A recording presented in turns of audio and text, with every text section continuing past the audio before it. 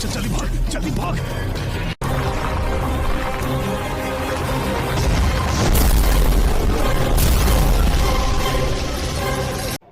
26 अप्रैल बुधवार को छत्तीसगढ़ के दंतेवाड़ा में कुछ नक्सलियों ने हमारे जवानों पर हमला कर दिया, जिसमें हमारे 11 जवान शहीद हो गए। पुलिस ने बताया है कि जवान डिस्ट्रिक्ट रिजर्व गार्ड यानी कि DRG के जवान थे, जो एक नक्सली विरोधी अभियान होता है उसके लिए निकले हुए थे।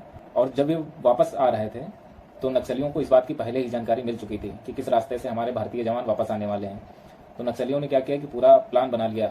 जिस रास्ते से हमारे भारतीय जवान आने वाले थे उस रास्ते में दोनों साइड में बम लगा दिए और बीच में एक पतली रस्सी बांध दी। आपने अपने भविष्य में R राजकुमार मूवी देखी होगी शाहिद कपूर की, जिसमें रोड के दोनों तरफ बम लगा देते हैं और बीच में हल्का सा धागा बांध देते हैं और जैसे ही वो धागे से गाड़ी टच होती है वैसे एक बहुत बड़ा धमाका होता है। ठीक वैसे ही हमारे जवानों के साथ भी हुआ है।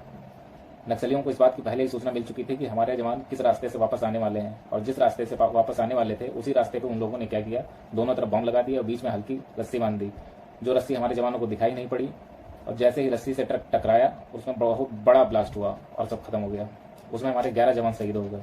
आपको विस्तार से बताते हैं कि आखिर प्लान बनाने से लेकर घटना को अंजाम देने तक किया कैसे गया। बेहतरीन तरीके से समझने के लिए 1 मिनट के लिए एक क्लिप देखिए।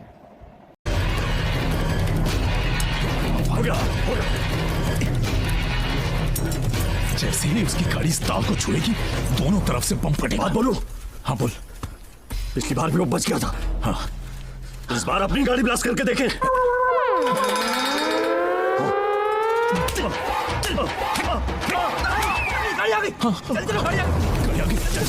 जल्दी भाग, जल्दी भाग।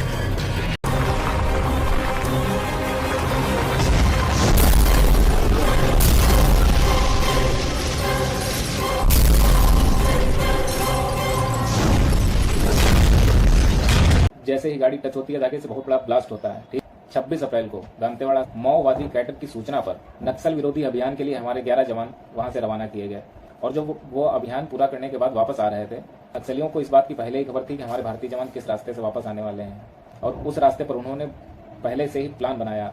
रोड के दोनों तरफ बम लगा दिए, जो IED बम लगाया था, जो बहुत ही घातक बम होता है, और एक झटके में हमारे 11 सैनिक शहीद हो गए। केंद्रीय मंत्री अमित शाह और छत्तीसगढ़ के मंत्री भूपेश बघेल ने कहा है कि केंद्र सरकार और राज्य सरकार शहीद हुए परिवारों के हर संभव मदद करेगी। क्लिप को देखने के बाद हो सकता है कि आप विस्तृत रूप से समझ पाए होंगे। जैसे ही गाड़ी क्या धागे को टच करती है वैसे ही बहुत बड़ा ब्लास्ट होता है। ठीक वैसे ही जैसे रस्सी को क्या भारतीय जवानों के ट्रक टच हुआ वैसे ही बहुत बड़ा ब्लास्ट हो गया और सब कुछ खत्म हो गया।